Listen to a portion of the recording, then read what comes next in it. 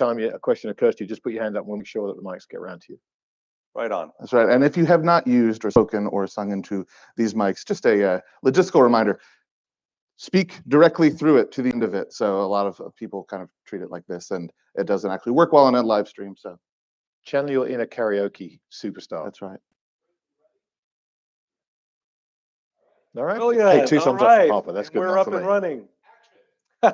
Thank you. Well, welcome. Well, in the meantime, I don't think you ever told me your go-to karaoke song. Mac the Knife. It's the Oh, only. you did. It's the only karaoke song I can sing. No key Mac the changes. Knife. Mac the Knife. Yeah. That's a good song. call. Zero key changes. It's a walk in the But he park. had a phenomenal explanation, because we were talking about our, the fact I have several, depending on the circumstances, go-to karaoke songs. But you chose yours very Of course you do. thoughtfully and had a reason for it based on an experience that you had watching someone else pick a perilous decision. This is a story I heard from an English comedian called Frank Skinner, who, when he was growing up in Birmingham, used to go to this working man's club, and they'd have karaoke nights every Wednesday. And there were a whole group of them that used to go every week and sit in the front. They'd never sing, but they would just make fun of everybody up on stage. And they knew every single karaoke song, this group. And they said that one week, a guy comes in, he's a new face, I'd never seen him before. And he chooses "You're Just Too Good to Be True." I forget what the song is. I forgot what the song's called. And he comes out on stage, and the music starts.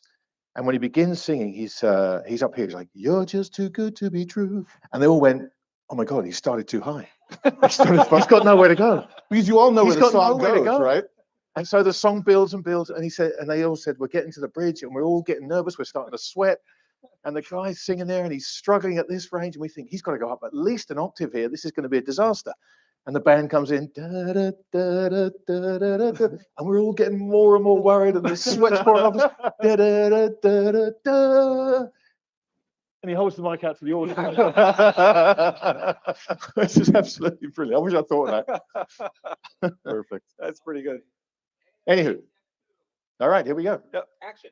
Excellent. Well, welcome everyone to Ask Me Anything, hosted by Grant Williams. Hosted by me.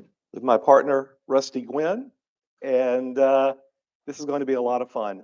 We are starting off talking about voices and octaves. I'll add to this, with all the talking from this week, right? I can definitely hit. I can hear that. I can go a lot lower now. So there you go. So I'll keep my water here and keep us going.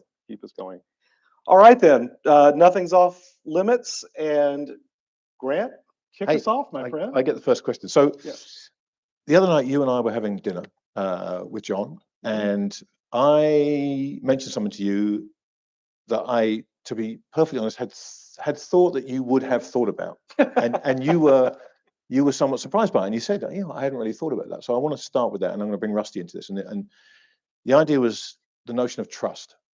And to me, trust is the foundation of society. Without trust, I don't think we have society, in any shape or form. Really, we have conflict and we have tension.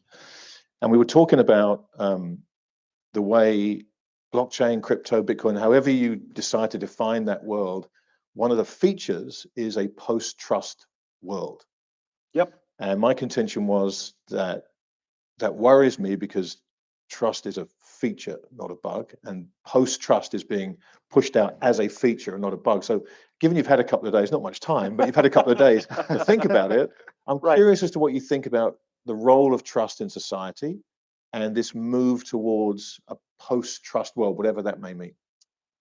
Yeah, I did get a chance to think about it a little bit more, and there were some directions that our conversation took that we should explore here. Yeah. Right, because it bears directly on why we are meeting in person here in Nash Vegas, Tennessee. And what's impacted my thinking about this enormously has been the popular advent of generative AI, linguistic AI, Chat GPT, all the rest. Because I don't think any of us, including me, have really wrestled with the fact now that the Turing test has been surpassed, right? We're way past that now. That for any virtual identity, I think we're pretty much all familiar with the Turing test, right? That if you're having this communication, can't see the entity, the person in the other room, you're having a conversation. Is there anything about that conversation that would say, oh, that's not a human? And man, we're so far past that now. So this whole notion of identity, which is actually I have thought a lot about that, Yeah, right? sure. Anything about that. But you're absolutely right, Grant, that we're now in it is post-trust in the virtual space because that Turing test is gone. We've just blown past it like that. So how do we maintain that trust of human to human, which I think is so critical, the most critical thing?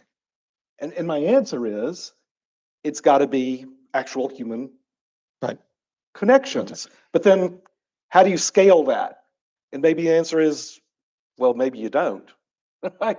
But are there ways to increase our circle of trust, our pack, that don't rely on, all right, you've got to live within a 10-mile radius of that person to maintain that personal contact? This is, it's not everything, but it's a lot for what we've got to figure out to make this world work. Rusty, what are your thoughts? Because we simultaneously live in a world where nobody trusts anybody, and yet certainly younger generations are perfectly willing to give up all kinds of trust, to apps and organizations and whatever it may be. So where do you sit with all this?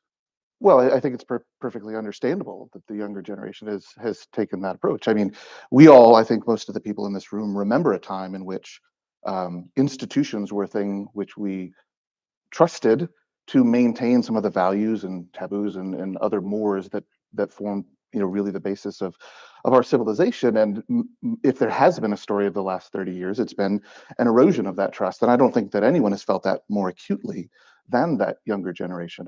I was on the tail end. I think they call me an elder millennial, having been born in the era in which I could still remember playing outside. And I also remember the first time that my modem made that screeching noise to connect to my local ISP. And even I can still remember when our high school guidance counselors told us that the only way that we were going to amount to something is if we went to a four-year university and signed here as a 17-year-old on the dotted line to decide what you're going to do with the rest of your life and put yourself $200,000 in debt.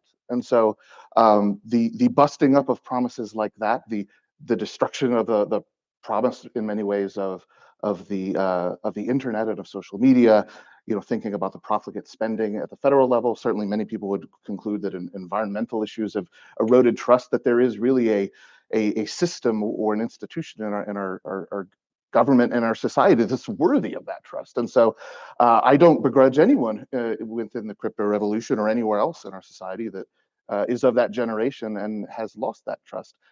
And yet I don't think it's necessarily true that that trust is necessarily a one-on-one kind of thing. I do think we can reestablish dimensions of trust that are at a higher scale. But I agree with you, Ben.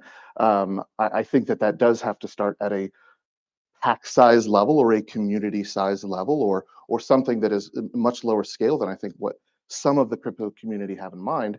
But for that reason, I also don't think that a trustless society or a post-trust philosophy obviates our doing that. That is, I don't think that by embracing post-trust and tools that address that, that isn't necessarily saying that we also don't want to build community. I think you can do both. Can I jump in again? Because we had such an interesting conversation yesterday in you brought up the notion of crypto, right? Because this is the question: how do you solve a distributed trust issue? Right. That's the central problem to overcome here. And I think what we were talking about yesterday, and I think what we've all seen in the the virtual world of efforts to create a system where you can have, where you can determine some level of trust. You can have trust in the system or what's happening, even if you don't know the other person at the transaction level or the like, for having that direct connection of trust. In the absence of having an institution to enforce the trust, which is what we've have in society, different institutions say, okay, no, we're going to enforce it. We're providing recourse if someone violates that trust within whatever system we're looking at here. Yeah, how do you do that in a decentralized way? And it's our hope, right, is that for a lot of us who are problem solvers, is that, oh, we can code for that. Mhm. Right? That we can write down this inviolable, transparent thing over here, code, that will settle this for us. And the solutions that have come out of that effort are elegant and powerful, and I don't trust them. Right. Ultimately, because there are so many smart people who figure out ways to find the edge and to break it, and then there is no recourse. So this is the longest standing problem, I think, in all of society, is how do you create a commons that's not owned by anyone, that's not enforced by anyone, and yet having it available to everyone gives enormous benefits to everyone. It feels to me like if we create a virtual commons that actually has something at stake, then we can't trust it because it gets broken, Right. it gets stolen from us. So what's possible then is creating a commons, but where actually very little is at stake. Yeah. Right? And that's so frustrating to me, right? Or to everyone. I think to so many people in this audience and out there in the world. But I'm increasingly of the opinion that it is an intractable, unsolvable problem to put your faith in this separation of code as the arbiter. And to Rusty's point, I also increasingly distrust is strong, but mistrust the institutions say, we'll monitor the commons for the public good, because it gets perverted into we'll manage the commons for our own institutional good. And what I'm left with is finding a commons of human beings who I can actually interact with on that human level. So I don't know the answer to this, and I'm increasingly of the concern that there is no answer for this from a mass society level. Well, I think what exacerbates it, that you and I have talked about at great length, in this establishment of the commons, or the attempt to reestablish some new commons, what I think happens so often, and is happening so often, is that the champions, especially of crypto projects, but I think this is true for any project that seems to be trying to reestablish some new commons, is that they are not only convinced of the degeneracy and the erosion of whatever was the former institution. Mm-hmm. They seem perfectly happy to accelerate its demise. And in fact, in many cases, they seem to be very actively working to do so. For example, I mean, we've talked at length about this narrative of de-dollarization, and I think we all have the point of view that there are things happening in central banks which are significantly adverse to all the things that we want in our society, and we've talked about that for the last few days as what we call the long now. And yet, those institutions still serve a very important function in society as it is, and the US dollar still serves an indispensable function to the world as it is. And this idea that in creating a new commons that we're going to do so successfully by first annihilating something that holds together all of the remaining institutions within our world is probably another, I think, nail in the coffin of the idea that we're going to be able to do this with any optimism, at least from my perspective. Not to make it worse or more dire. We're riffing a lot on this, but I've got to say this. This is why I don't say burn it the fuck down anymore. Right. Yeah. Right.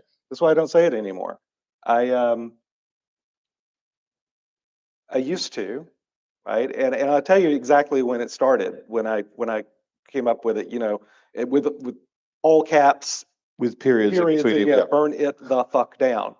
And it happened after Epstein died in jail. That was the moment for me. It was a moment, and I don't know what happened, and the bigger point is I don't care. I don't care, right? So our society, you had one job, Right. right? Yeah. One job. He stays alive and he goes on trial, right? You've got one job and you failed in that job, whether that was an accident, whether it was something else. I don't care. I don't care. There's this, you know, I love to quote The Godfather, right? And there's this fantastic scene where Vito is there. It's the meeting with the 5 families where they're going to make peace. And he says, you know, I want to bring my son Michael home from Sicily. And he says, but you know, clear him of these wrongful charges, right? They say that. He says, but I'm a superstitious man. And if something were to happen to Michael, if he were to be hit by a bolt of lightning, if he were to, you know, somehow get arrested and then hang himself in his jail cell, said, I don't know, but I'm a superstitious man. And if that were to happen, I'm going to blame some of the people in this room. It's a great scene. And that was my note is that I'm a superstitious man. I don't care. That was the one job that failed. And that's where I got angry and started using that phrase, burn it the fuck down. But this is trust again. We're coming back to trust. You trusted the system to do their one job, right? And Yes, and the and system it was a let you down. violation of that trust, Right. and I got very angry, and I used that, Yeah. that phrase. And then I started using the phrase too much. You know, anything, well, I mean, things that made me angry, and I was getting angry a lot. Right? No. Yeah, right, I know, right? And every time I used the phrase, I didn't mean actually burn, right? I really didn't mean we're going to destroy the system. You wanted them to take you seriously, not literally. Is Yes. that what you're saying? Yeah. Yes, exactly. Seriously, not literally.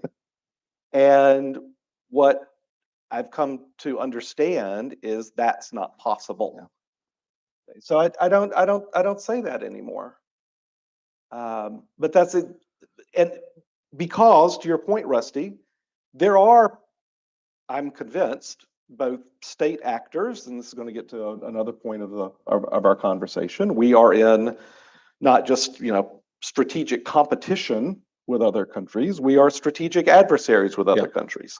Absolutely, right? And there are groups, people for their own ends, for what they believe is right, who want to accelerate the conflagration. And so I'm really actually very opposed to that. Which is interesting. I'm sorry. We're just going to keep riffing. No, We'll bring you in hey, some listen, point. this is your show. Everyone's here to see you guys talk, so keep talking. Well, 5 years ago, when we started our business, our company, our venture here together, we named it Second Foundation Partners. Now, I know we've related to many of you, and many of you would know it intuitively. This is a reference to Asimov and the Foundation trilogy. And the idea of both Foundation and Second Foundation is the idea that there's little we can do to forestall the fall. And all we can do is try to accelerate the return of something that looks like civilization once all those things have happened. And maybe I'm speaking for you and maybe I'm not, but since we founded it those 5 years ago, maybe the name has become a little bit less appropriate. And then I think, at least for me, I've become struck that I am a lot more concerned about making sure that what happens between now and when we restore what it means to be a small L liberal and a small C conservative, I still care very much about how that decline or emergence from decadence happens, because there is a lot of pain to be experienced along the way, and there probably are some things we can do to forestall that and lessen it and mitigate it rather than accelerate it. And I think some of that is the focus here. It isn't just making sure that there is a second foundation on the other side, it's nurturing the path along the way. So I keep hearing in this, when we talk about trust and we talk about institutions and all these things that we said, I keep hearing Neil Howe in the back of my head. I keep hearing the fourth turning, because this is what a fourth turning is all about. You lose trust in institutions and you do want to tear them down and build new ones. So is there a chance that the answer is time? Once again, it's a very different sort of fourth turning to the last one in World War II, but we saw the institutions that were built on the back of that served a great purpose for many years, and are now the very things that people are looking to tear down. Is there a chance that it's a case of biding our time and being ready when that time arrives to send a message like the one you guys are trying to get out there about packs and communities and how you can make a difference?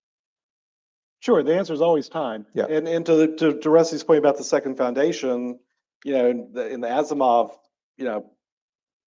world, the goal was that the time of horribleness was trying to reduce that from 10,000 years to only 1,000 years. Yeah. Right? And it recognized that there was an inevitability to decline and punctuated decline. And that's what anyone who believes in the cycles of history is going to believe, right? And I believe that. I believe that there are cycles to history. I think that cycles, and thinking about that, it can be overused, right? It becomes a tautology, means you can't disprove it. And you can't really make any, I find, useful predictions sometimes. But there is absolutely a rhyme and a cyclicality to all this.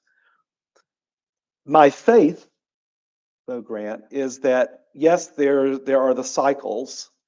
My faith, and it's just that, it's just what I choose to believe, is that there's also an up and to the right arrow to human history and to humanity. That's my small L liberal faith. And I can't prove it to you because it's a faith. But you don't need to, and that's the beauty of it, I guess, right? Well, right. I don't need to. So I'm going to, put that out there. I would love for more people to believe it too. Right.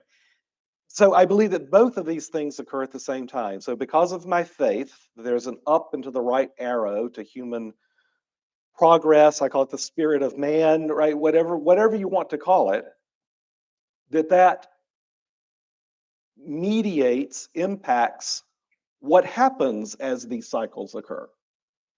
So yes, I absolutely believe that there are cycles and there will be a period of punctuated decline. My goal is that the arrow of progress and humanity fitfully and continues, that arc continues to go up and to the right.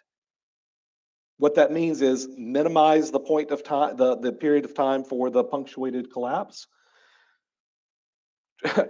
Prevent that punctuated collapse from becoming, past a point of no return, which I think can absolutely happen. I want to keep that arrow going. So that means taking action. That means doing things. That means not giving up and giving ourselves over to nihilism or the like. But it doesn't mean to think that we're not at a period where we're going to have punctuated decline. Does that help? No, it does. And I'm going to go back to our session the other day, because I think there's a lot more people watching this now that should hear what we had to say the other day. And you mentioned the word nihilism. Yeah. And the other day I asked both of you what the thing was you were most afraid about in the next passage. And Rusty, you immediately said nihilism. And I'd love for you to explain why, because I thought that was such an important thing, and we had plenty to talk about off the back of that. So just explain that to the people watching now. Sure. And I mean, I think that to some extent we touched on it earlier when we talked about I think, the response that younger generations have had to all of the things that they're experiencing. And I think Ben tweets about it sometimes, usually in reference to uh, something that someone has done that seems just completely mendacious, that nothing matters in LOL, right? That this idea that we're in an environment in which we not only have to ourselves grapple with nothing mattering, but that we are actually conditioned, and in many cases as fiduciaries must embrace that nothing that matters, right? The idea that there's only so long that we can sit there and grouse about the top line multiple that Nvidia trades at before we have to move on from whatever complaining and whining we want to do and decide what we're going to do about it. And as fiduciaries and as people who are measuring ourselves against benchmarks and who are being measured against benchmarks and peers, that decision ultimately ends up being something that is less than a rejection of that nihilism. And so I think that broad and widespread embrace of the idea that nothing matters, and it goes far beyond institutions not mattering, but it's old values don't matter, old mores, old memes, these things don't matter. We're going to make new ones, and or we're not going to make anything at all, and we're just going to laugh and troll and meme our way through it. And it's hard to look at something like whether it's the meme stock revolution or some of the shitcoin kind of revolutions of people just saying, well, F it, let's make some money and let's have some fun along the way, and let's piss off some boomers. And frankly, that's an ethos for a not insignificant part of the world. And to some extent, you say, can we blame them? But on the other hand, we can say that's probably not a good thing. And whether it's the responsibilities that are incumbent upon us to create a world in which people don't have that response, or the responsibility that's incumbent upon us to make sure that we do not start staring into the abyss and not only see what's looking back, but start to dive in, because I feel the pull. I feel the pull all the time to say, what, this is ridiculous. Let's just play the game. Forget about fundamental bottom up investing. Forget about refusing to vote for ridiculous candidates. Let's join in the fun. Let's own the libs. Let's do all the things. And it's tempting. We have a first question over here, gentleman with the microphone. Yes, you, sir. Okay, thanks, Grant. There's a scene in the movie The Princess Bride where Wesley goes to Prince Humperdinck, by the way, fantastic name, about To the Pain. And he describes To the Pain in detail. Yes. Cutting your feet below your ankles. And but your ears you'll keep. Yes. So that every maid that comes by will weep. Yes. Yeah, great show. Dear God, what is that thing? You didn't expect for us to actually kind of Teed him up. extended quote, So Heard about it. Many of us, I would say, are spoiled in North America. We live with this easy access to credit. We live with this super convenient world. I mean, you punch a few buttons and food comes to your house. A lot of us, I mean, call it what you want. I mean, we've had, there's socialism in the US. I live in Canada, and I laugh at when I tell people that 45 million people get food stamps in the United States, right? So more than the population of Canada. You got universal basic income, in disguised in other forms. But my question is, with this overwhelming debt, the pain is coming. And I wonder what you guys think To the Pain is going to be for that single mother living in Indiana, or that immigrant family in Salt Lake City, the people, that aren't wealthy or don't have a comfortable lifestyle that can afford, maybe manage the pain. Do you have any ideas of what concrete things could happen, there? I mean, Before you answer that, can I just say that is excellent mic work. Do you see that? I was flawless. marveling at it. Absolutely flawless. Just perfect. what's that? Everybody pay attention. That's how you ask your question. That's right. That's how you use them. Beautifully done. Rusty, why don't you take this one first? I mean, inflation, war, both. Right.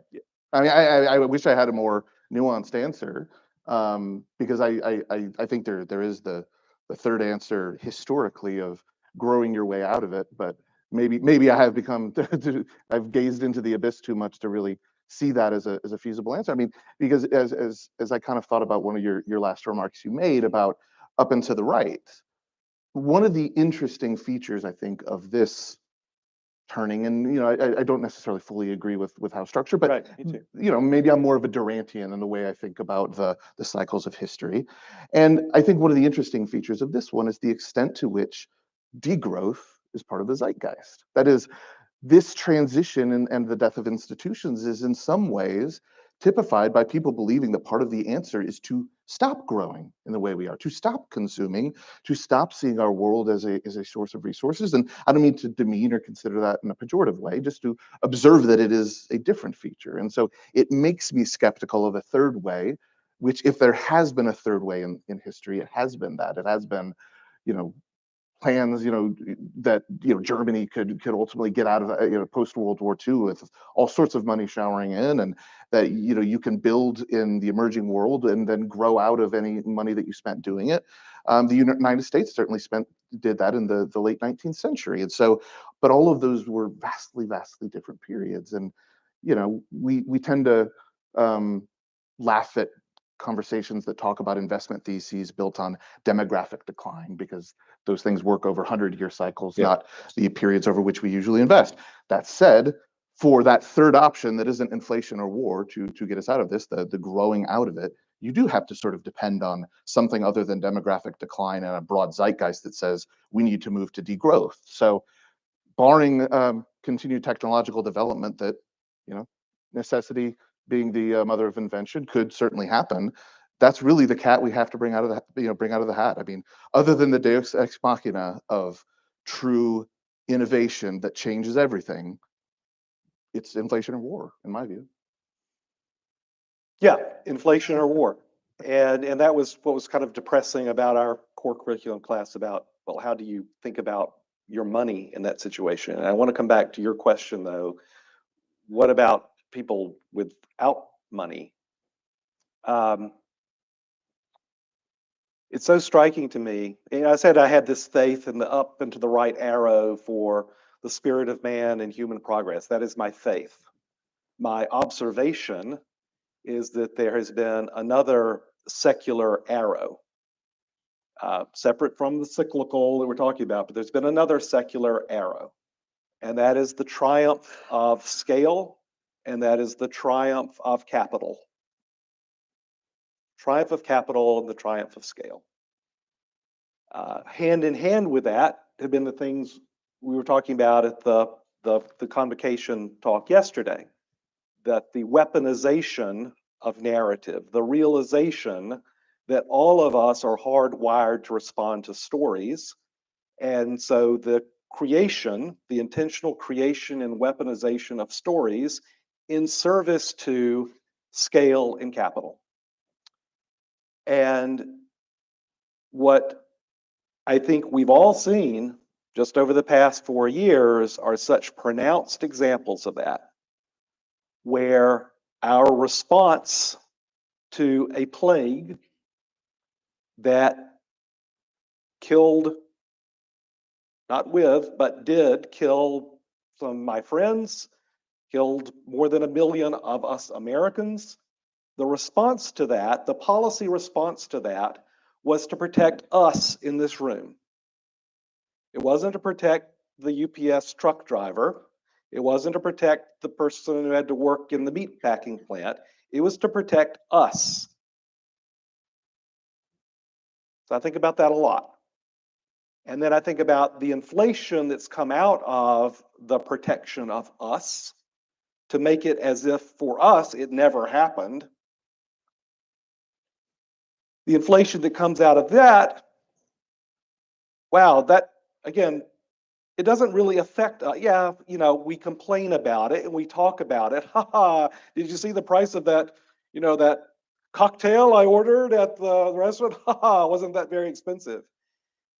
It impacts who it kills, and it actually can kill, literally, right?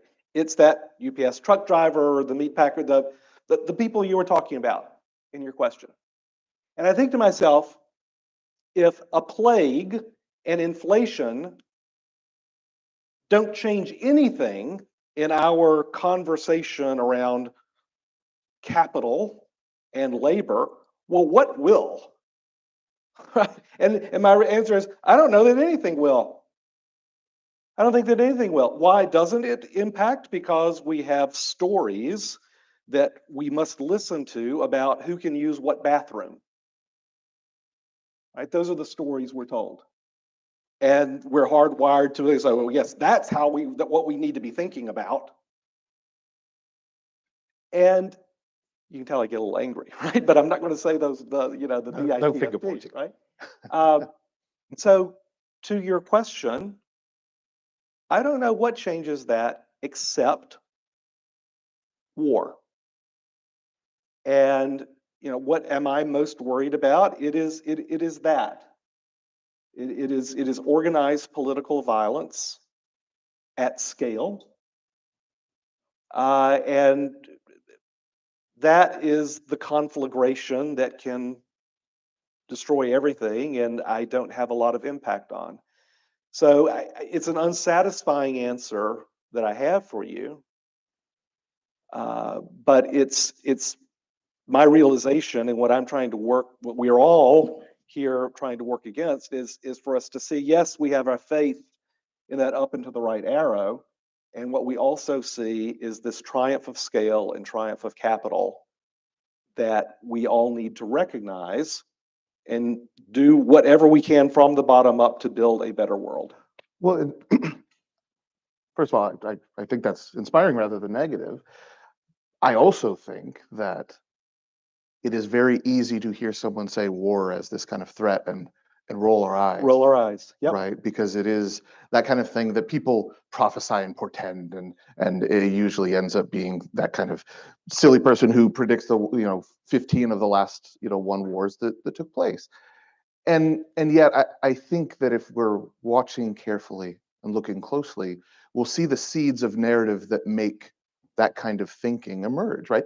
I want you to remember during the BLM protests and then the riots that followed, and if you know anyone from my tribe, the red tribe, that drove their car down a street that was blocked by protesters, do you hear anyone start to playfully talk about the idea of, I may just, why don't I just run through those protesters? I got to get somewhere. Why not? Well, and of course we had the person arrested, I believe, in Austin, an off-duty policeman who actually he did that, and it was one of the things that finally ended up getting convicted. But you start to see some language like that. I talked in the politics session with some of you about that the subreddit that you may be familiar with called the Herman Cain Award. The people who look for conservatives who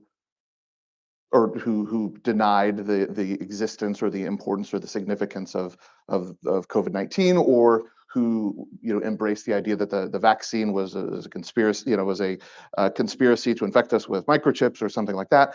And then they scour their social media once they become ill with the virus, and they look for comments that they'd made expressing skepticism. Then they look for comments from their friends and family, praying for them, expressing sympathy for them. The seeds of our willingness to accept political violence, they're not coming, they're here. And we have to watch it, because those things they're lines we cross. And when we start thinking about the idea that while the right action, the right thing to do here might be violence, it's a line that's very hard to walk back, and Yep. it is happening already. Because we're LARPing right now. Yeah. There's so many LARP, so live action role play. Yeah. Right? That oh yeah, we're going to play act at and talk about and brandish and whatever and talk about violence, and then it happens, and it ain't LARPing anymore.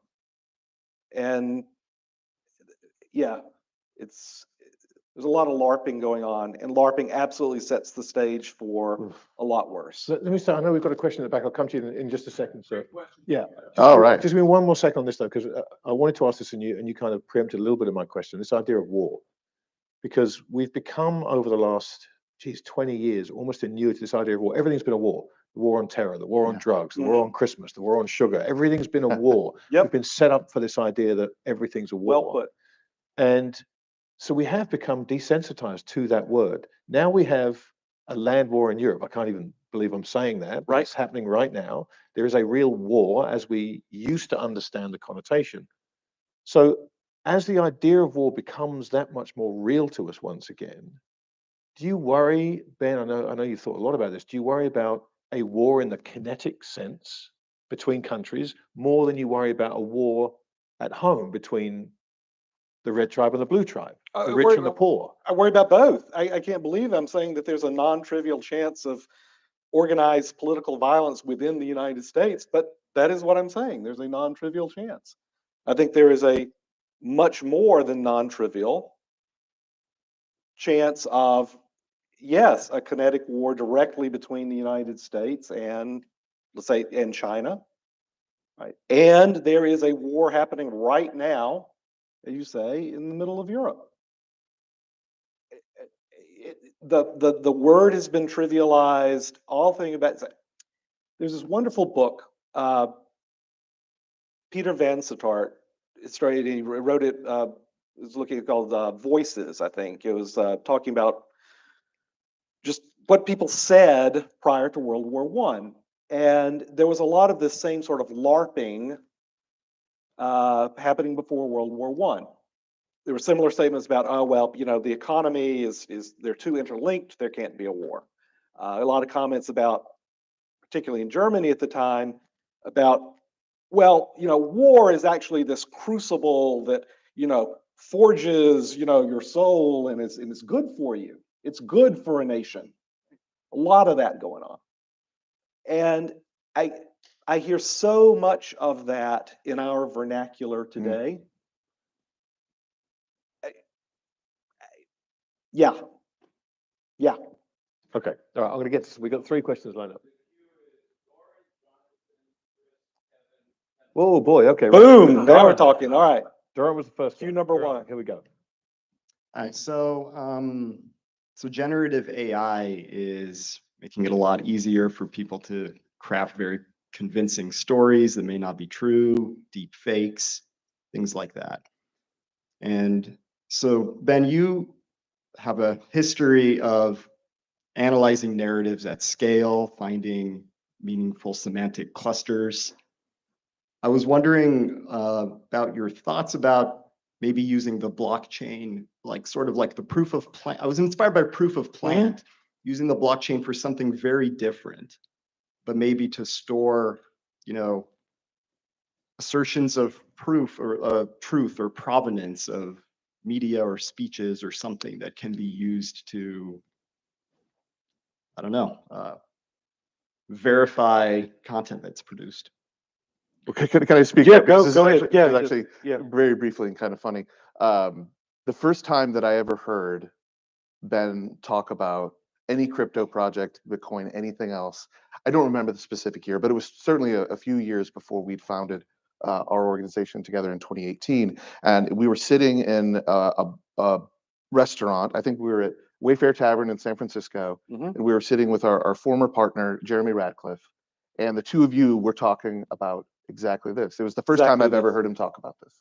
Yep. It was 2015, and it was exactly that, right? That you know, in baseball cards, let's say you have this notion of slabbing something, right? It's verified that you slab it in a physical, you know, piece of plastic, and it's a that was the metaphor I was thinking of in terms of information to avoid the deep fakes and the like, and I was very I was that's where I was going with this. Over time, for me, it became less about the deep fakes, but what we would call as truth, fake news, actual lies, right? I'm going to Photoshop this or I'm going to do this. I became that, and that's a huge problem. And it's so much easier to do all of that. And how do you trust? I think it has to be something along the lines of what you're describing. What has consumed me though for the last 6 or 7 years is not the outright lies and fake news. It's what we call fiat news. It's the expression of opinion, not as a lie, but the expression of an opinion as this is the news, this is the fact. and I've learned I do this now a lot too. When I'm on stage, I shake my finger, right? To tell people how to think. So everything you're saying, there's still this and increasingly a need for what you're describing. And we've been, I think it's fair to say, and we'll be talking about that more and kind of the stuff we're going, some of the tool sets we're showing. We've been focused on what to date I feel like has been the even larger problem of not the fake news, but the fiat news. And I think generative AI makes both a bigger problem. Oh my God. And Oh, it 100%. means that both do need a solution. Rusty, you brought up the Second Foundation organization from the Asimov series.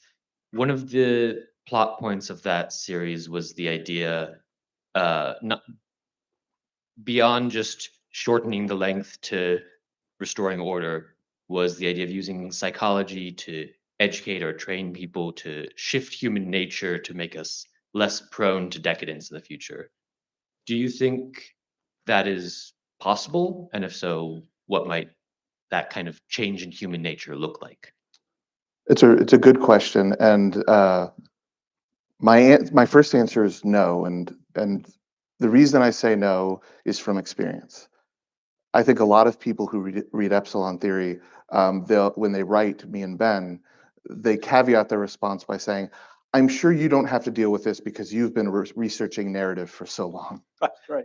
And what I've found after having spent every waking hour of my life that isn't spent with my family and my farm researching narrative is that I am 0% less susceptible to influence and propaganda and narrative. When I consume it in the same way in Ben's kind of opening speech to this event we're having, he talked about how when we begin that movie, we may know intricately that every movie and every story takes part in or is expressed through three parts, and that there's the rising action at this stage, and then that at this stage you have the conflict between the main character and someone else. And we know that in our heart of hearts. And then 5 minutes after the lights go down, the curtains go up, and the lights of the projector begin projecting the film, we forget everything. And that's true for me, and I know it is for Ben because he's very gullible, that when we read That's true. the news, we have that same feeling. We are wholly vulnerable to Gell-Mann amnesia. And so the first answer to your question is no. Can we change psychology? No, because the stuff of narratives is memes. Right? The cultural values, these ideas, these things that grip us, the safety of our children, protecting our homeland, defending from the outsider, fearing the outsider, shunning the outsider, loving our brother, laying down our life for our brother. These are mimetic things. These are not things that get introduced to us. They're things that when we encounter them, we feel as if we already knew them. They are flipping a light switch for a circuit that was already there. And so when we read these things, I don't think that we can change that wiring or that psychology. What we can do is raise our awareness and attention to them. And so that may be the wrong approach for this second foundation. And maybe we are leaving some meat left on the bone there where we really could train ourselves a little bit better. The approach to that we have taken instead of, I think, molding psychology has been, let's put as much plain awareness and information and tools in front of us, and then to share that with others so that if nothing else, we have better insight into when we are being subjected to opinions and when we are being subjected to powerful memes. And it will never be perfect. And to some extent, you will always kind of have, it's being designed by two humans. And you may always have Ben kind of there in the shadows, wagging his finger, although it's a little bit more me on the language model. So it's more my finger. But I think that's the best that we can do. And I think it's good enough. Well, I'll say, personally, the temptation, and it is a temptation, is to see the tools of nudge and say, I can do that for good. Yeah. Right? Yeah. That is the eternal temptation of power in all its forms. You know, I can take, you know, the ring, the one ring, and I'll use it for good, right? And that's a lie. That's just a lie. And I have to keep telling myself that's a lie because the temptation never goes away. To Rusty's point, I think the, the, the, the true path forward here is not to be a better nudger and not to try to use media and the like to nudge people to a certain path. Nope, you've got to make that choice all of your own. You got to do it on your own. It's got to happen in here, or it's nothing. It is nothing. What we can do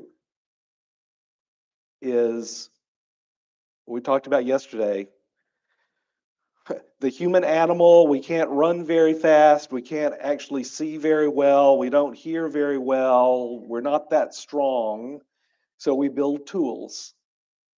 And we want to build a tool so that all of us can see that world of narrative. And then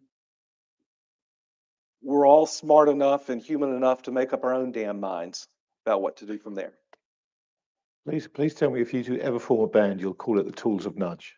The 'Cause tools that's of just such a nudge. Yeah, that's a good that's such a wow. great name for a That band. is that's a good line. I Okay. feel like Cass would sue us if we did that. So something happened on Friday that to me was a little unexpected. DuPont and its spun-off companies reached a $1.8 billion settlement for these forever chemicals that are in all of us and will forever be in all of us. That leads me to the 2019 statement from the Business Roundtable to think about. And are you familiar with that? Not a No. So the Business Roundtable, 200 of the world's biggest CEOs or America's biggest CEOs, been around since the early 70s or late 60s. And they had a statement in 2019 that they were committed to essentially a broader social contract to include more than just shareholders, but all the stakeholders at play, employees, consumers. It, you know, essentially moves shareholders down the list or even with the other stakeholders. So I'm wondering if that ruling on Friday and maybe some of these other rulings that are happening, is that a one-off? Is there hope in that? Is there a hope for a social contract that we might have to drag corporations, you know, kicking and punching this way to sort of be on the same side as us? Go first, or do you want? You got something? Go ahead. Well, I'm somewhat biased in that I had a sort of a firsthand view of specifically some of the way that the chemical companies think about some of these liabilities. My father worked for Dow for 42 years, so I've seen a lot of these, and so I come to this question with a little bit of cynicism, but I think I probably would anyway, which is to say, whether it is commitments like this, whether it is the ESG movement, I think that these companies have submitted to a social credit system, and they are participating as members of that social credit system. I think there is, they will do as much as they are required and no more. I do think there are countries where there is perhaps a broader cultural mandate and common knowledge that that is the role. Germany is famous for its stakeholder model, and even there, I wouldn't say that it's universally beloved by everyone on every side of the table. Far less so in the U.S., by which I mean there is no common knowledge, something that everybody knows that the role of corporations is to do anything but generate maximum returns for shareholders, right? If you asked anyone here who'd gone to business school even a couple of years ago, I think that would be their answer to what is the purpose of a corporation and what is the objective it should seek. And I think everyone would universally say to maximize value for shareholders. And I think that has been so universally understood, is such a perfunctory answer to the question that to the extent that something emerges it has to change that common knowledge to actually change the hearts of the people implementing it. And I don't think we're anywhere close to that. Now, the question is, can it be imposed from the outside in the way that people have tried to with ESG and utterly failed, in my opinion? I also think the answer is no, but that's only for the lack of scale. It's certainly possible to impose some of those things from the top down. But as to whether there has been a sea change in the common knowledge about the purpose of organizations that are corporate within and profit seeking within a society more broadly, no, I think the common knowledge remains as it ever was. And I don't really think there's any reason to believe it's changed. You know, yesterday, we're listening to Craig talk about the Pearl. And Craig was talking a lot about it because that's where community, the stakeholders, the city was invited to be there, and it was built around that. That was authentic and that was real. And you heard Craig talk about that swimming upstream on everything. Everything against all the waters in which we live, it was swimming against those waters. Every bit of it. And that would not be possible under, change any one of these little dimensions and it doesn't work. And it doesn't work. The Pearl is what you're talking about. And they're terrestrials. There ain't no common knowledge around that. That's not what we all know that we all know should be the goal or the vision or the approach or anything. What we have is not community. We have community, exclamation mark, trademark. Right? We have the bastardization, the Wall Streetification, the cartoonization of these concepts. It's not concerned with environmental, social, and governmental issues. It's ESG. And let's make an index around that so that we can have the appropriate resolutions passed at our board meeting, and so that we can put our money with the appropriate asset manager who similarly signed these declarations. Big fucking deal. I think we're at that. We're immersed in that. That's still the waters in which we swim. But it's our job. This is the work to make all of that real in our own lives and from the bottom up. That's it. That's the work. But it's still a lot of work. Well, it's the scale problem too. Yeah, I don't know that corporations at the scale of so many American companies can do that. Yeah. Yeah. All right. Kevin's next, Kevin? and then we have like 6 more in the queue, so. All right, we'll keep going. I don't know where to go. We talked about wealth destruction during investing in the real yesterday, and I was wondering if you can explain what that means with respect to residential homes, used cars, maybe commercial real estate, but also reconcile it with Rusty, your comment on we get inflation or war. I'm curious about how we reconcile inflation in that statement and wealth destruction. So yeah, what does wealth destruction mean? So usually wealth destruction is associated with deflation, right? So wealth destruction is the conflict. I'll give you a quick example. It's not about homes, but what's NVIDIA's market cap right now? It's over $1 trillion, right? Over $1 trillion. NVIDIA doesn't own a fab, right? NVIDIA is, shall we say, quite sensitive to the politics of the South China Sea. Quite sensitive, let's say. So you want wealth destruction? Let's have a little, a conflict around Taiwan, and let's see what that $1 trillion number goes to. Right? That's what I mean by the wealth destruction that comes from conflict, because what it does, we're describing it breaks flow. We live in a world of flow, not a world of price, a world of flow. And that's what war does. It breaks the flow.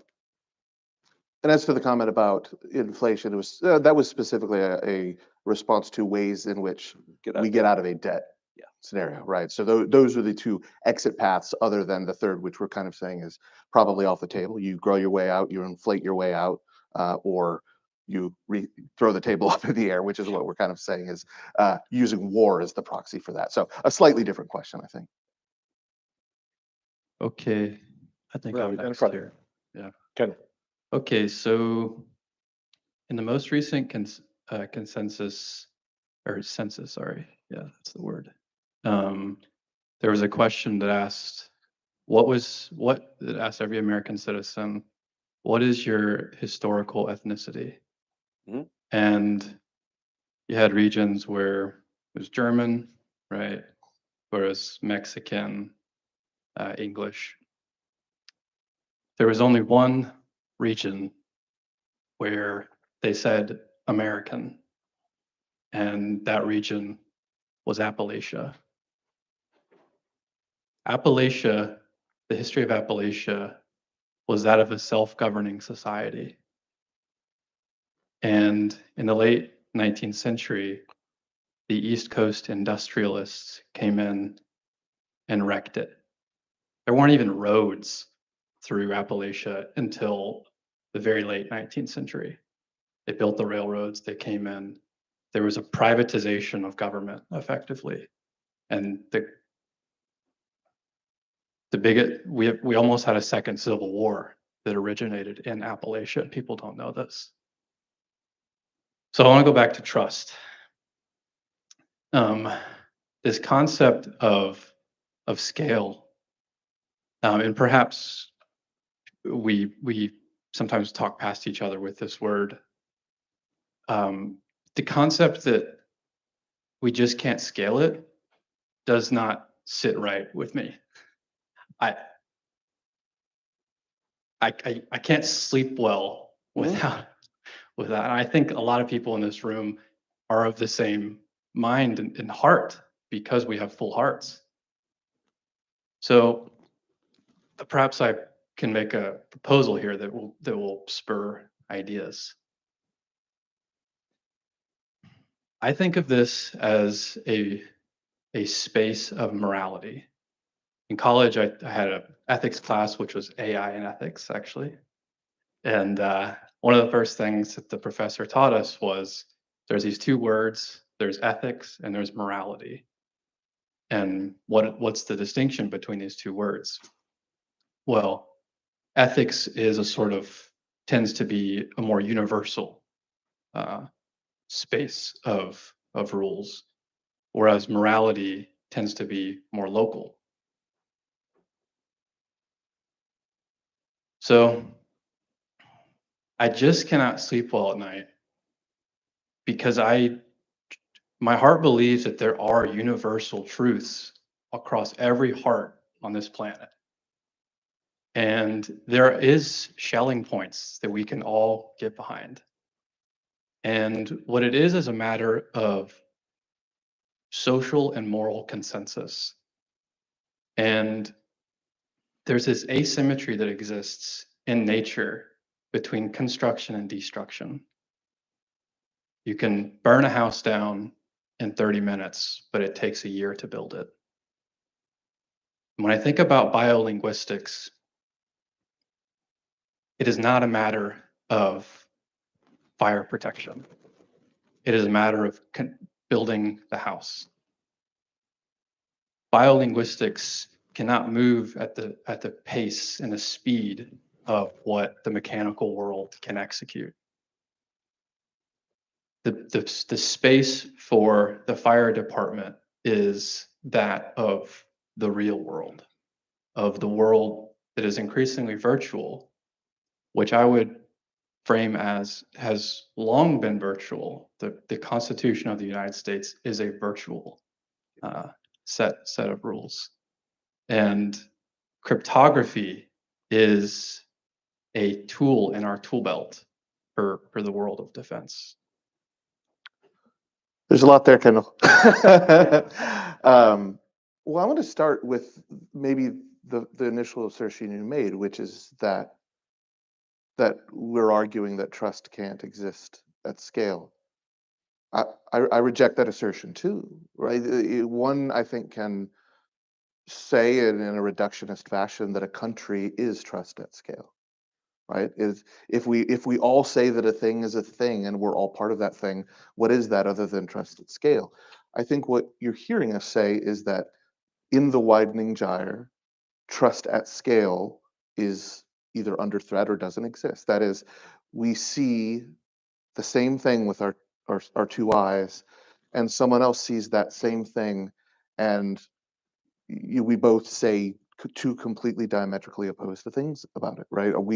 There is a divergence in common knowledge, and so the country ceases to be that the mode for that common knowledge to be expressed, and it becomes this divergent thing. And so much of, I think, about what we're talking about with the cyclical nature of history, whether it's Durantian or Howe's turning, is this idea that there must be a resolution to these periods in which all of those forms of trust have become fractured from something that exists within, if not within the confines of the nation state, within some notion of country, what it means to be American. And we've heard from many that we do believe we have those same core ideologies, those things that deep down we all want.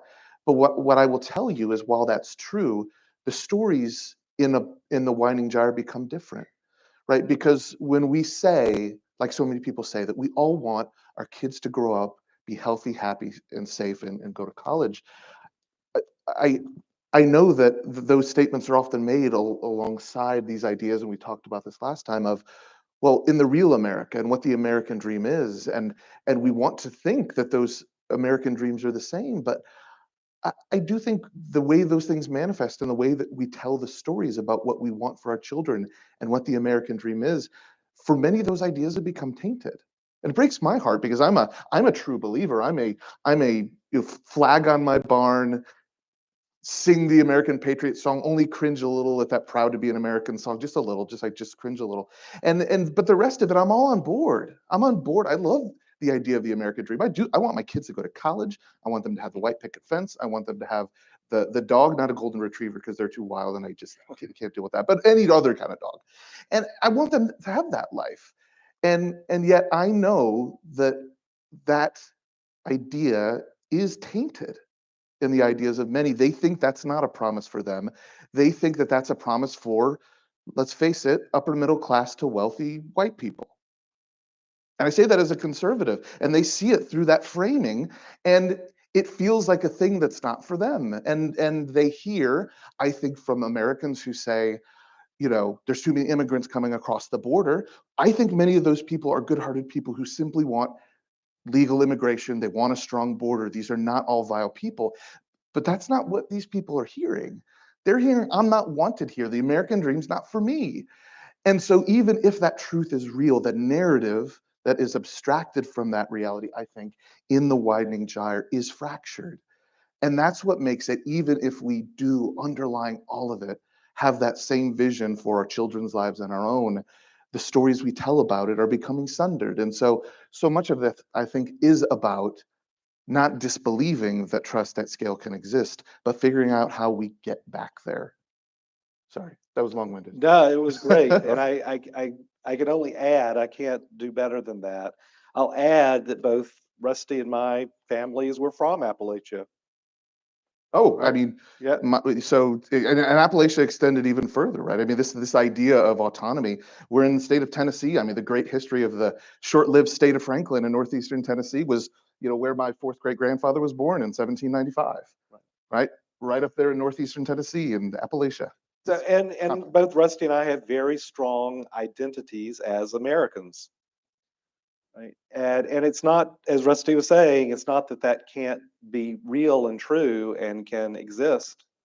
But it is, this is my observation, right, that the primacy of scale and capital and its marriage with the weaponization of narrative has sundered the commonality of our stories.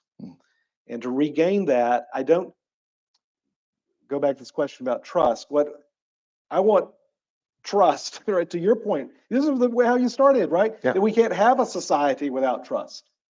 What I'm saying is that the old, I think, model of how trust is created is a broadcast model, right? And we're going to emanate trust from that central institution. And the reaction that, oh my God, we don't trust the central institution emanating the messages. So yes, we need to decentralize that. And we talked about, well, when you build it, how do you keep people from wrecking those commons that you're creating here? Ultimately, I don't think it's that broadcast model that's going to win out to recreate trust, because I am an optimist. I do believe in that up and to the right arrow. What I think is going to be, I'm going to call it a crystal, a bottom up, right? Where if you seed crystals all over the place, they grow independently. Ultimately, it becomes the whole, right? But not from that top down growth model, but it's the, you're looking at me like I'm I am, crazy. no, this is amazing. Oh, I want to thank carry you. it forward then. Oh, go. Can- Yeah. Can I, It just came to me. Can I Yeah. get a little biblical? Please. All right. No, I say I So love that. one of the greatest stories of this comes to us from the New Testament, right? The idea, if you think of it in the ministry that Jesus Christ attempted to set up, right? It subverted all expectations. Because I think what everybody, and this is in the Christian tradition, so obviously apply it, the ideas here to, whatever faith or other belief system you have. But the idea for the Messiah was that it was going to be to rescue and overturn the authorities, to institute the kingdom of heaven from the top down, to have a king instituted and brought from heaven. And the ministry of Jesus Christ was so surprising in that it was fundamentally bottom up.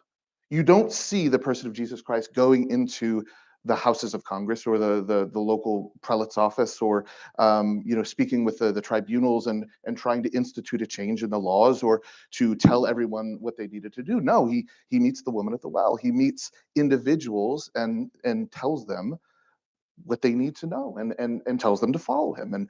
And in this way, you start to see the idea of building in this story, of this telling of I think very deeply human story, is that we're capable of building those things from the bottom up, individual at a time, and bringing them into the kingdom of heaven. And the thing that makes me excited, because I think this is not just true in that sense, but certainly would be true in a very secular sense as well, is that promise that of the increase of his kingdom, there will be no end. It is absolutely possible for that bottom up crystals forming that Ben described to be something that becomes something that we all know, a narrative at scale. But if the transmission mechanism in a widening gyre is presumed to be top down, a thing which we wag our fingers and tell them, this is what we believe, this is who we will be, it won't take. Yep. It won't hold. It has to come from those crystals forming in separate and individually. So, all right, Bible law. Perfect. Perfect. Where are we? Here we go. Gentleman here in the blue shirt. Sticking with the trust theme, financial services companies are notoriously and justifiably mistrusted. But two fairly large firms consistently rank in the most admired companies year after year. And they both happen to be mutuals or similar business structures. So they're owned by their customers effectively. Is that a type of bottom-up structure that may be of better use today, as we struggle with all these issues of trust, where you're cutting out the wealthy family owner, the stockholders and all of that, and they're just a more direct line to the ownership of whatever the resource is to the people that use it. Yeah, let me start on this one. So here's a personal story for me. I think one of the biggest engines of this triumph of scale and capital has been demutualization. Demutualization. My father lived this, right? So he worked for a hospital his whole life. It was the old TCI, Tennessee Coal and Iron Hospital. U.S. Steel bought them, so U.S. Steel owned the hospital.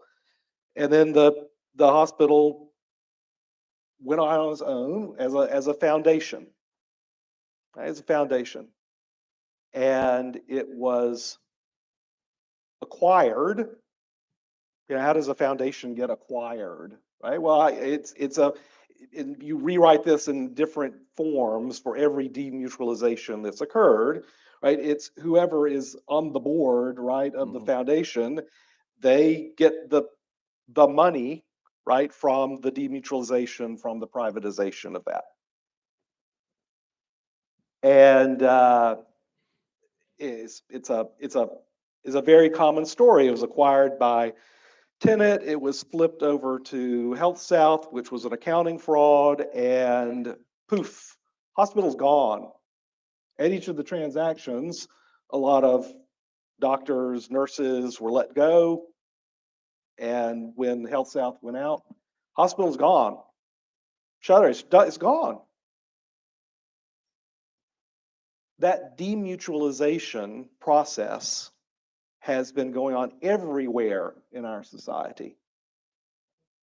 And that is the water in which, one of these waters in which we swim. I don't know how to change that tide. All I do know is for us to act as humans in a mutual sense, right? That's what we mean by a pack. A pack can act in an economic fashion. Of course they can. And that's one of the many things that I hope comes out of conversations and meetings like this. I have a slightly different take, not on the final conclusion, but it's also anecdotal, so take it with a grain of salt. The best bank I ever had, ever experienced, with the best service, was a publicly owned bank that went out of business about a month and a half ago.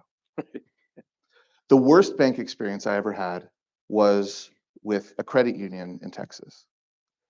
And the reason that the credit union was such a poor experience, so I have absolutely no shame naming them, but since they're not publicly traded and their service is terrible. The Texas Dow Employees Credit Union started as, it's a very niche kind of name. It sounds like it wouldn't be very large, and it wasn't. It existed principally in one location and area down in Brazoria County, Texas, and it existed exactly for the purpose you imagine it might, to mutualize through the credit union structure the banking needs for employees of one of the largest petrochemical facilities in the world, which is based there in Freeport, include Texas. And their purpose was to offer better deposit rates to turn what would have been profits for the bank back into better deposit rates, back into lower mortgage rates, back into maybe easier lending and credit extension requirements than they might have gotten from the local faceless nameless bank. And for a while, they did it well. And then they started to hire executives who saw growth and scale as a really exciting opportunity. And they started establishing branches in Houston and branches elsewhere, far removed from any actual current employees of the company. They started investing in things like naming the football stadium at the University of Houston to increase their scale. They started establishing free ATMs and other things in other areas where not a lot of their members were. And over time, all of those other benefits, which were such a value to the original investor or depositors, went away. You stopped getting your $50 end of year dividend, right? Which was every, widow of a deceased Dow employee looked forward to that at the end of the year because it was part of how they paid for their gifts to their kids and their grandkids. And it went away, and the advantage deposit rates went away, the better mortgage rates went away, it all went away. But when you were watching a Cougars game, you certainly got to see that TDECU logo up there. And so to me, and this kind of aligns with what That's you're saying. demutualization too, though. It is, and that's kind of what I'm getting at, is that there's a narrative of mutualization and there's the reality of mutualization, and it's the narrative that matters. And so whether that occurs, and I think it's easier to occur through some of those mutual companies, and I have better experience with mutual insurance companies, for example. I think that helps, but in the end, it's still dependent on there being a team there that isn't as captivated by those narratives of scale and success, because they're just as tempting and as they are or could be for the public market company. Yeah. All right, we got plenty more lined up. Where are we? Thanks. So I'm South African, but I'm currently living in North America. And I want to touch base with what David said at the very first question about how, you know, privileged, and I know it's a loaded word, but privileged we are in North America. I have most of my family are still in South Africa, and when I think about this symposium, thanks Stephen for that word, the symposium and everything we're discussing, and I agree with everything. I agree with the fourth turning. You know, I'm quite pessimistic about the next couple of years, but I think after that there's the awakening. You know, so realistic but positive. And I agree with the bottom up, and you know, there's seeds of that happening in South Africa now. If you some observers in South Africa is looking at the West, and we call this the South Africanization. This what's happening in the West. My question is, or my wondering is, the middle class, the single mother in Indiana, my sisters, in either the situation of war or inflation. In inflation, they are being economically destroyed. In a war, they are cannon fodder. Let's just put it out there. Like we sit around here, we probably be fine because we have farms or we live in a community that has protection. In a real war, and we had something like that, we had riots last year in South Africa, towns are destroyed in 48 hours. Those people like in my family as well, for example, the middle class, and I'm sure there's people like that in North America as well, that's not part of this crowd. They don't have the mental capacity to even want to think about what we're discussing. They don't have it because they're surviving.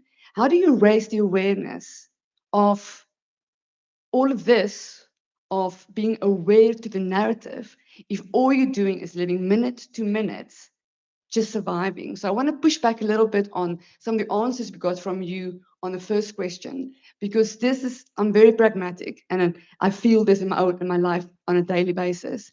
How do we do that? How do we build a pack in real life with people that aren't privileged enough to get on a plane and fly to Nashville and sit around here and talk philosophy? Thanks. You want me to go first? Yeah, Either well way. said. Well said. I tell you exactly. So the Rusty poo-pooed that. Not you didn't poo-poo it, right? You said that there are three ways to get out, right? There is growth, right? There is inflation, and then there's default through war and conflict and the like. And I believe in that door number one, in growth, in bottoms up economic productivity growth. That's what I mean by that up and to the right arrow. That's innovation, that's inventiveness, that's human courage, that's human effort, exploration, all of that, right? That's the arrow to avoid the Malthusian outcome of the rats just eat themselves, right? That's the answer. What we've had happen, though, and this is again part of that other secular trend of the weaponization of narrative, is we don't have growth. What we have is growth! Exclamation mark TM. We're going to do policies for the job creators, right?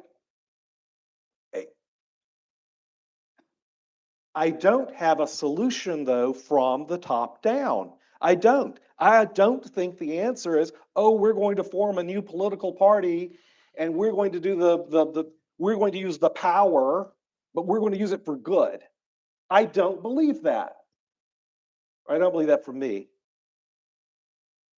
What I can do, what we can all do, is work for, we can make, we can protect, we can teach, we can all do that.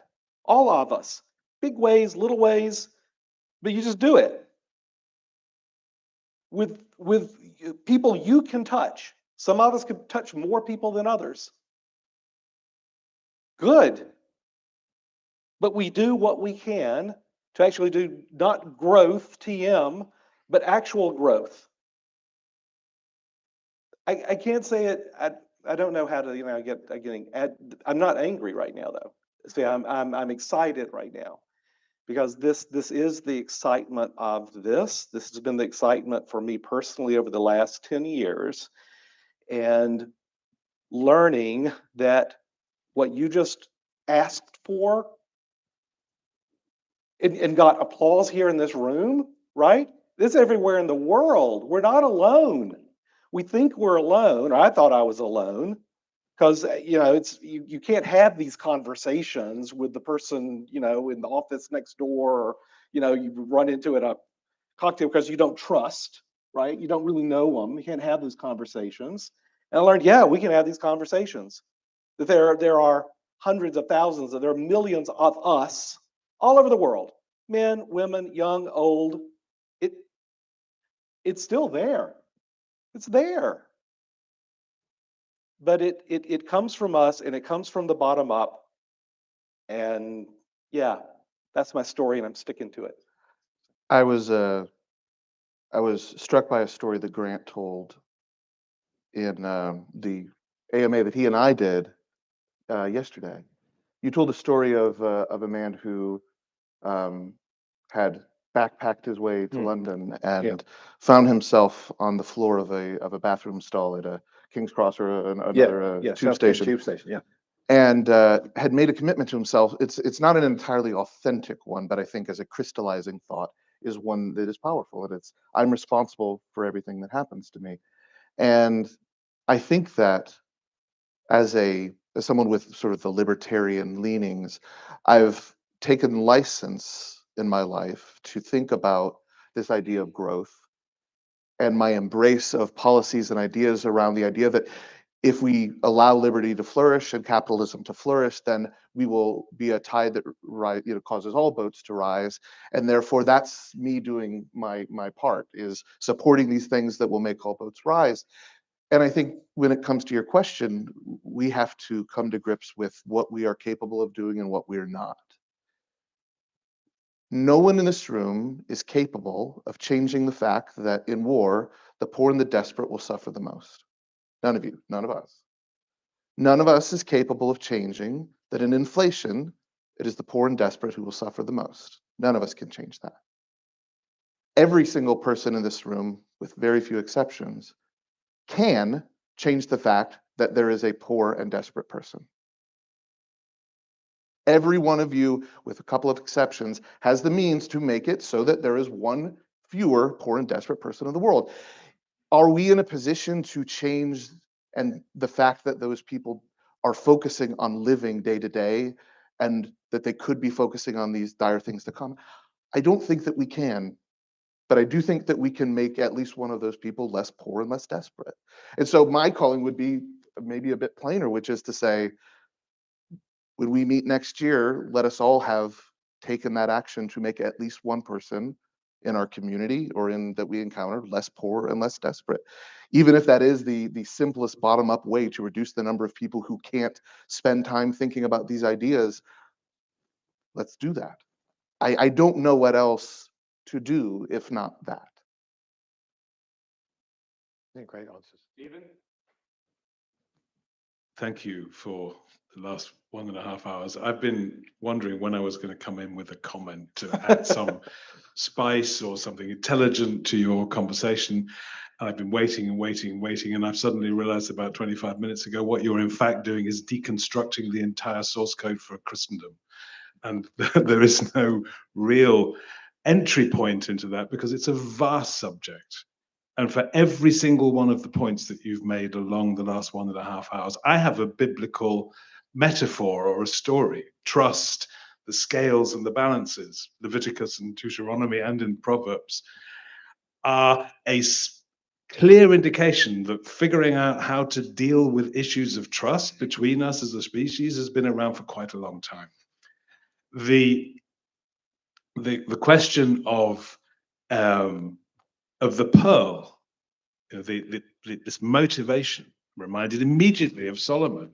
When Solomon, before he starts his kingship, or just when he's been made king, God asks him in a dream, "What do you want?"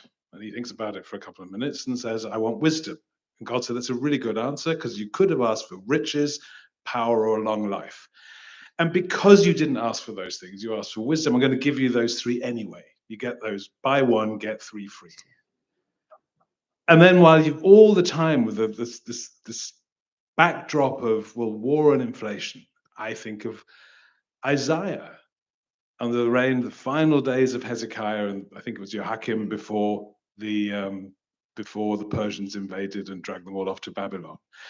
And Alfred J. Nock wrote in his Isaiah's Job, which probably everybody knows here, the story of Isaiah being visited by God, who tells him, I'm picking you to go and tell the message to the world, to the Israelites. They are decadent, they're wasting their money, they're profligate, the women are just awful, and they're lewd and lascivious, and they're going whoring, and the men are dreadful and corrupt. So I want you to go and tell them my message and tell them what's going to happen if they don't stop. And Isaiah says, righty-ho, off you go. And he turns around and says, well, wait a second, are they going to listen to me? And God says, oh, no, they're not going to listen.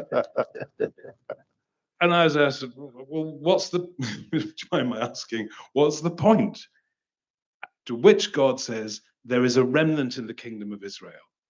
And they don't know each other, and they don't know that they exist, and they're scattered, and they're decentralized, and they need to hear it. So you need to stand up there, not to convert the people who are at the top and making a mess of all this. You need to tell them that I will be building the new Jerusalem with them. They need hope because nobody else is telling them. They don't even know where they exist. And there was a similar incident in Ezekiel, I think, who, when Ezekiel was sort of being fed by the ravens down by the by Brook Kidron, and was running away from Ahab, who wanted to chop his head off. Ezekiel said, well, what's the point? I might as well just die. And he said, there's nobody else. And God said, oh, yes, there are. There are 4,000 in Jerusalem who need to hear this. So that's why you've got to get up, stop feeling sorry for yourself and go out and do it. And this idea that you're in Isaiah's role. We're not going to change this. We are dancing on the volcano. We know, we can see the corruption. We can see that things are not well in the kingdom of Denmark. We just know it. And everybody here knows it.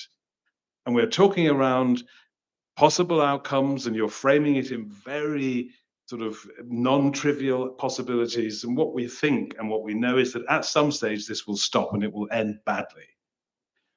But the message is to the remnant, and I'm just going to quote you from, I think it's from Knox. He said there is a class, and the remnant he described, the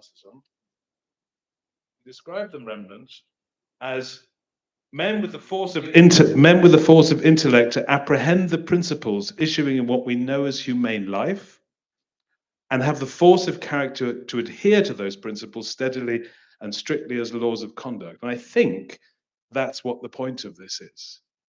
The point of this is to create a message for the remnant, scattered and decentralized as they are, in order to come back to an idea that they have a contribution to make, and they may not be able to make it beforehand, but they sure as hell will be able to make it afterwards. So that's my... More than the question. But I will add to it, because there is a very important thing that happened, and that that Israel did when they were marched off into Babylon, right? When that bad day came, they hang their harps upon the willows, didn't they? Right? We've written about this idea, and the idea was that they weren't going to sing their songs for their captors. During that period, the ones that the remnant who still wanted to sing those songs, they weren't going to sing them for those who wanted them to dance along to these nihilistic narratives, to believing that we have to play their games. Part of being that remnant, if it is indeed a remnant, is keeping those holy songs alive. And I think that's part of the idea of Second Foundation, and part of the idea of Epsilon theory we're trying to grasp, is that there are enduring values of trust at scale and institutions that matter. And the less we subject those to demands, that we force them to play along with the ridiculous songs and the ridiculous candidates and the ridiculous politics and ridiculous narratives of our age, that's part of what I think it means to protect them, keeping them holy, even if they're completely secular in nature. And so I see that as a sort of solemn obligation of a community like this. And it means a lot to me. And I think the language there is pretty powerful. So I appreciate you sharing it in those terms. I appreciate it too, but I want to put in a word for the secular part of what Russ, you just said, because I love the old stories, and I am not, was it Bertrand Russell? I'm not a Christian. I'm I don't have that faith, and or I mean, what I would say, the what I would add is that I think, and I could be wrong, but I think that in what I'll say resist, is that part and parcel of many of these old stories, talking to the remnant or the like, that there is an answer with a capital A that is within these teachings. And I that's not part of what I'm saying. I don't think there is an answer with a capital A. I do think there's a process with a capital P, but I don't, when I mean that up and to the right arrow, the spirit of man, for me, that is an autonomy of mind. And all that comes with it, treating others as having an autonomy of mind and demanding that they treat you as having an autonomy of mind. And to me, what that means is that you will find your small a answer yourself, and that there is not a book or a teachings that gives that answer with a capital A. So that's just what I would add to that, as much as I love the old story. Well, Harper's very kindly given us a little bit of extra time. But don't think I've been derelict here. I know we're over, but Harper's graciously allowed us a bit more time. We've probably got time for a couple more questions. We have Jim, Carlton, and hopefully we get to Gene. Okay, we'll see how we can do. Jim, away to you. Okay, in the queue, listening to the comments here, which are much more important than the original thing I was going to say. I could speak to so many different things. I want to talk to several people afterwards about some of the things they said. My wife and I went on a Gray Line tour of Nashville. And this is the bottom up. I always talk to my wait staff. I always talk to the drivers. I always talk to people. And we experienced Uber for the first time in our lives. I signed up and, oh, this is really cool. The guy pulls up and we get in it and we're going around. He's taking us to the Gray Line tour. And we're going around and looking at, I'm looking up and I see John Lewis Boulevard. And thanks to Ben Hunt, note on the letters from the Birmingham jail, which I reread every year, John Lewis, if you've noticed some of his talks in Congress, speaking up to the priests and the oligarchs of the representatives, I said to the driver, I said, John Lewis Boulevard, was he from Tennessee? Driver, who? What? Wasn't he a representative? Oh. Yeah, yes, he was. I said, I love that guy. Talking about a lifetime passion of speaking up and making a point of raising the bar, so to speak. And then he finally got to what I was saying, the driver, he says, that man has soul. Bingo. I see it all around me. And it's the bottom up. Thanks. I guess you can go apply there. Hell yeah. Yes. Okay, so the first caveat, with malice towards none, I don't believe any man is my enemy. What are the teams? right? I rack my brain all the time trying to think about who are these teams. It's certainly not red versus blue.